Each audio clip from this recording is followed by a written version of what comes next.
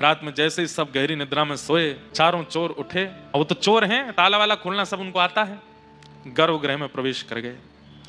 गर्भगृह में प्रवेश करके सबसे पहले तो बोरी में सारे बर्तन रखे, आरती रखी, आचमनी रखी, लोटा रखे, सारे सामान रखते जा रहे हैं। फिर कोई नई वस्तु दिख जाए उसको धर लें। ठाकुर जी उठा के नीचे धर दिए, सिंहासन भी धर लिया बोरी में। जाते जाते मन में सोचे सब चीज ले ले, ठाकुर जी को काय को छोड़ रहे, उनको भी ले चलो। जैसे ही ठाकुर जी बोरी में धरे, बांध करके ले जाने लगे। सुबह होने से पहले सब सामग्री बांट बटोर करके और मंदिर में यथावत ताला पर्दा लगा के सब चले गए चोर।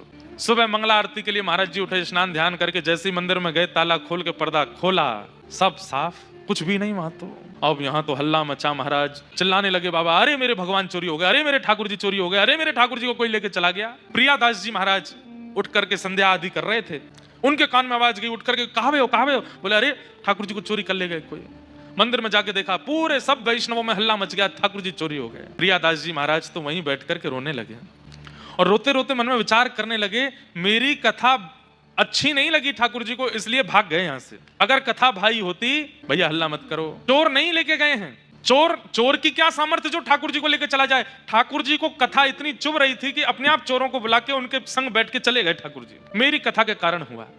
यदि मैं 84 कोस यात्रा करता रहता, कथा करने यहाँ नहीं रुकता, और मुझे भी थोड़ा सा मन में आ गया था कि मैं भी कथा वक्ता हूँ, ठाकुर जी मेरी कथा सुनते हैं, इसलिए ठाकुर जी चले गए। प्रियादास जी रोने लगे। और वहां स्थिति क्या चोरों की, चोर गए किलोमीटरों दूर दौड़ते हुए कि कहीं पीछे से कोई आ नहीं जाए, और एकांत में कहीं जाकर के अपना जो उनका ठिकाना था वहां पहुंच गए। पहुंच करके बोरी वगैरह नीचे धरी, नीचे धर के सब सामान वामान सब बाहर निकाल दिया। थक गए थे, कुछ भोजन प्रसाद पाया, बोले भैया सो जाओ, अब तो रात भर हम सोए नहीं है, थोड़ी देर 1 आध घंटा सो लें, उसके बाद चोरी का जितना सामान है सब आपस में बांट लेंगे। चारों चोर जैसे ही सोए, नींद आते ही जिन ठाकुर जी को चोरी करके ले गए वो तुरंत इनके स्वप्न में, चारों के स्वप्न में एक साथ प्रकट हुए। प्रकट होकर के बिल्कुल क्रोध में भर के देखने लगे। ये चारों अपने स्वप्न में थर थर कांपे। बोले आप कौन?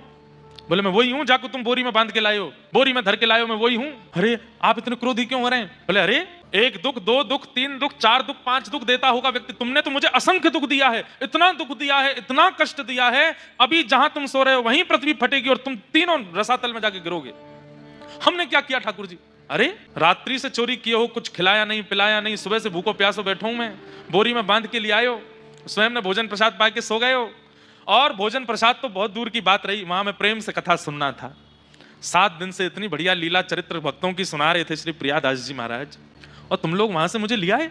अभी मध्याह्न का समय हुआ है, कथा प्रारंभ होने में 2 घंटे बचे हैं, जो समय से कथा शुरू होती है। मैं तुम्हें कह रहा हूं कि तुम सोच नहीं पाओगे इतना बुरा करूंगा तुम चारों के साथ में। अभी इसी वक्त मुझे लेकर के वहां जाओ।